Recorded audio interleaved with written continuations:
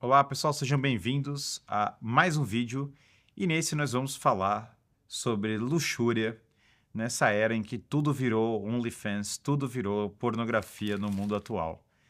Absolutamente todas as coisas são tratadas dessa maneira. E o que eu quero dizer com isso? A rede social virou um lugar onde as pessoas se exibem e elas vivem de vender coisas superficiais, vivem basicamente de apelar para os desejos mais baixos das pessoas e explorar economicamente isso.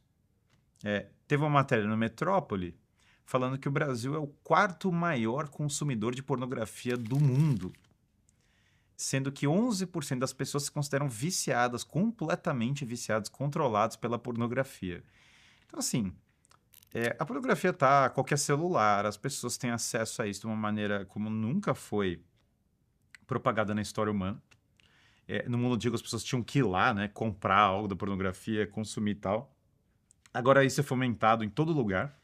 Mas não é só a pornografia explicitamente. É a pornografia soft que o cara liga uma série do Netflix e a pornografia soft, liga, abre o Instagram dele, a pornografia soft, abre qualquer coisa. Todas as coisas têm isso em volta.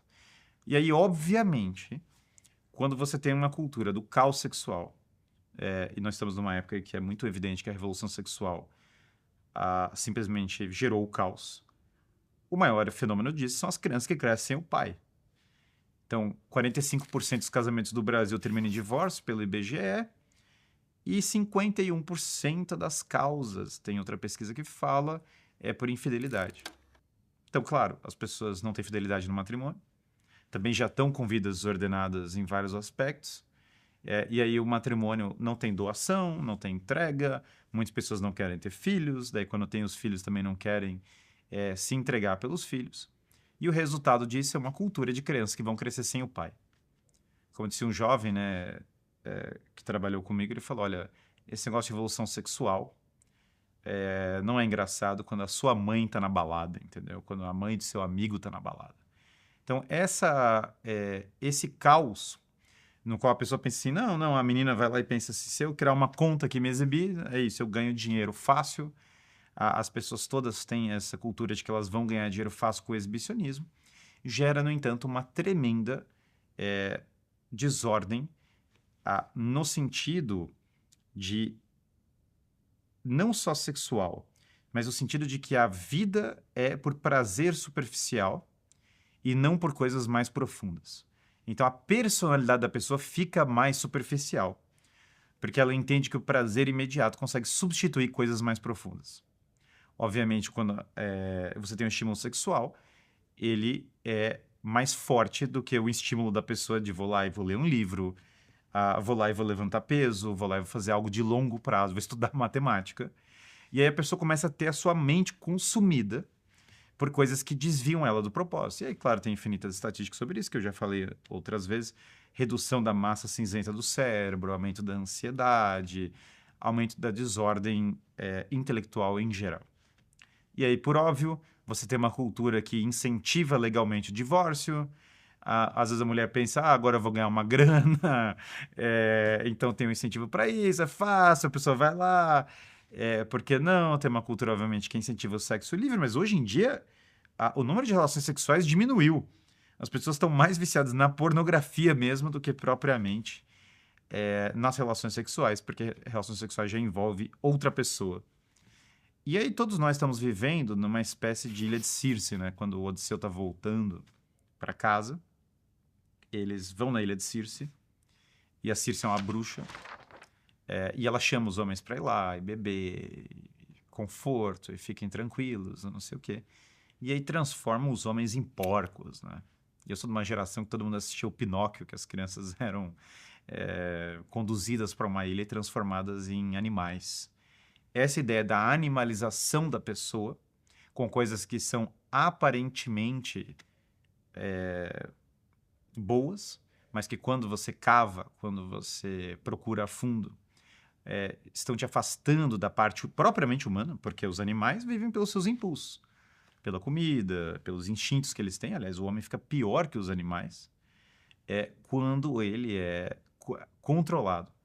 E aí o Odisseu, ele justamente não é levado pela Circe, porque aparece Hermes e ele se prepara, ele entra com os sentidos em alerta. Ele sabe que ele não pode ser escravizado. E aí, preparado pelo Hermes ali na história da Odisseia, ele não cai e ele não vira porco. E aí a Circe fica desesperada porque ela vai, usa a varinha dela e ele não vira porco. Nada acontece. E aí, de fato, ela submete a ele. Fala, não. Eu não consigo controlá-lo, né?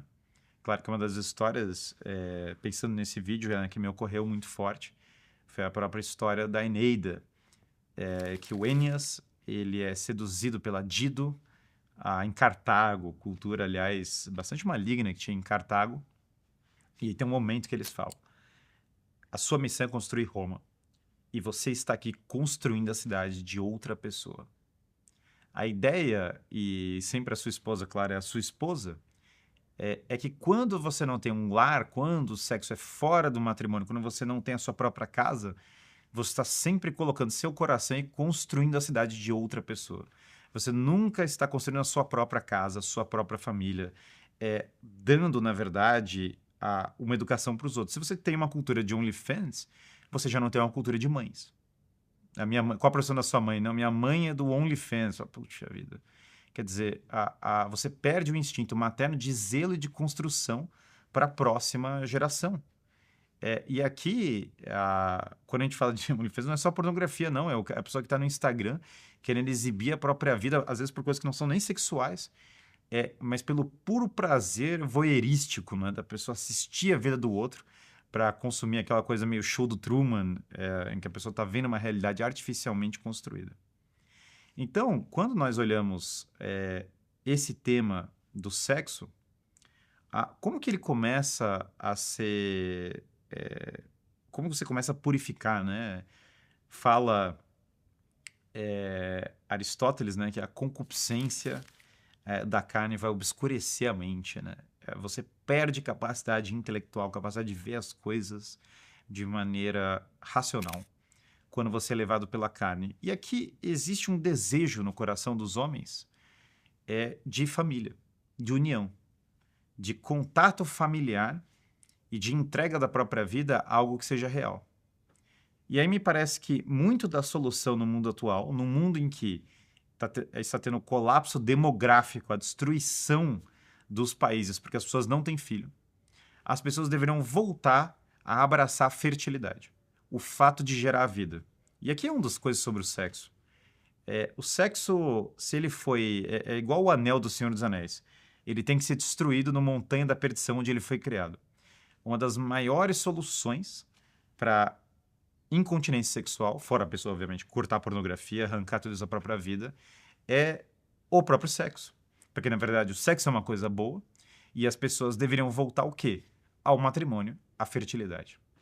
Um dos pontos centrais da Bíblia, comentado por São Bernardo, é o Cântico dos Cânticos, que é a metáfora da união dos homens com Deus, conectada ao matrimônio, à união sexual. Por quê? Porque o ato sexual no matrimônio gera vida. E quando você gera a vida, que é um dos atos mais poderosos do mundo, você está como participando da criação divina. Você gerou a vida de outra pessoa. O sexo, que não é podado, cortado por contraceptivos, ele gera vida. E vida gera responsabilidade. E agora que você tem uma outra vida que foi gerada, você tem responsabilidade. Você tem pessoas que dependem de você. Então, o próprio ideal masculino, longe de ser o cara que enche a cara e vai pegar mulher por aí, que é o homem imaturo, ou longe de ser a mulher que quer dar golpe no homem, que quer manipular, que quer usar a sua aparência para controlar os outros, é a paternidade e a maternidade. E aí, a partir do momento em que você tem uma pessoa que zela pelos outros e fala, eu vou proteger essas pessoas, eu vou nutrir essa criança, não tem luxúria que aguente o fato da pessoa estar vivendo uma vida sacrificada por outras pessoas. Se a pessoa está sendo consumida pela pornografia, pela luxúria, ela provavelmente tem a sua vida mal preenchida. Ela não está gastando o tempo dela cuidando do próprio corpo, ela está sendo incontinente na comida, ela não está trabalhando o suficiente, porque você não tem como cuidar de filho, levantar peso, ir à missa, trabalhar um monte e está sendo consumido pela pornografia. Não há tempo hábil para isso. Aliás, esse é um tema, porque cada virtude que nós estamos colocando, ela leva a outra virtude. Se a pessoa se controla na comida, ela vai ter mais facilidade a crescer na continência sexual. E aí, quando a pessoa procura, fala assim, olha, mas o que que eu vou procurar numa mulher? Eu procuro a mãe dos meus filhos. Isso purifica o olhar da pessoa, porque ela fala assim, olha, eu, na verdade, quando eu procuro alguém do sexo oposto, que é natural, os homens têm inclinação sexual e devem ter mesmo, eu procuro a mãe dos meus filhos. Eu não procuro outra coisa, eu não estou interessado no sexo casual, na pornografia, porque eu procuro a mãe dos meus filhos. E a mesma coisa é a mulher. Tão simples, mas tão belo. Quem é o homem que eu procuro? É o pai dos meus filhos. Essa visão de paternidade e maternidade, que, olha só, se os homens pararem de ser sojados, se eles não parecerem todos aquele meme do soy boy, redondos, entendeu? Com a barba rala e aquele rosto pálido, sabe? O meme do soy boy é maravilhoso. Se os homens não forem por esse caminho, se eles reassumirem o controle do próprio corpo, olha que coisa incrível, eles voltam para um arquétipo mais paterno. Eu não consigo fugir da figura de São José trabalhando. Jesus tinha aquela forma da pessoa que cultivava, sei lá, o ofício de construir. Olha que coisa incrível. A ideia de ser pai e a ideia de ser mãe é um ideal muito mais elevado, mas muito mais profundo do que qualquer coisa que esse mundo 100% pornográfico, 100% infértil, 100% improdutivo consegue produzir.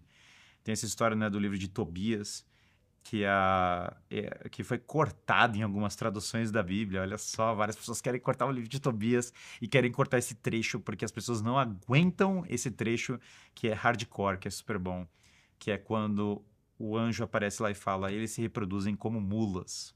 Deus do céu. O que ele quer dizer com isso? Infertilidade. A falta de capacidade de ter a relação sexual para produzir a vida. Esse tópico é um dos maiores e ele é a praga da nossa vida. Não vai ter solução ou futuro para os países. Países como Coreia e Japão podem simplesmente acabar. Deus do céu, Europa, o Brasil, a fertilidade está caindo no Brasil.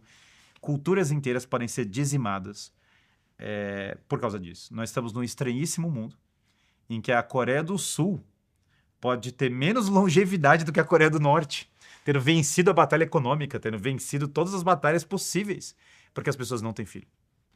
E aí a Coreia do Norte, que é uma aberração, que é um estado distópico, pode sobreviver mais do que a Coreia do Sul, simplesmente por causa do feminismo. Isso é loucura, isso é delírio. As pessoas vão ter que voltar ao básico da vida sexual, que são famílias, para não colapsar. E tudo começa com a batalha de eu vou me desprender, eu vou purificar minha mente vai ser uma cachoeira pura, e essa cachoeira pura vai me levar a um ideal de masculinidade muito claro. É isso, um dos grandes temas que nós temos, que é a luxúria.